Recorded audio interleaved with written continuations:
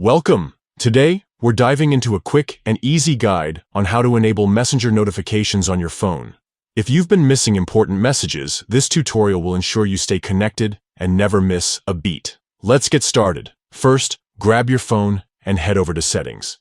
This is where all the magic happens. Once you're in the Settings menu, scroll down until you find the Notifications option. Tap on it to open up the notification settings for your device. Now, within the Notifications section, you'll see an option labeled App Notifications. Go ahead and tap on that. This will display a list of all the apps installed on your phone that support notifications. Next, scroll through the list until you find Messenger. It might take a moment if you have a lot of apps installed, but once you spot it, tap on it to access its specific notification settings. Here's the final step. You'll see a toggle switch labeled Allow Notifications or something similar. Make sure this toggle is switched on.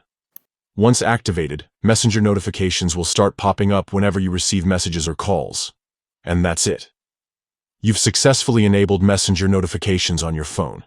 From now on, every incoming message or alert will appear right on your screen, keeping you updated in real time.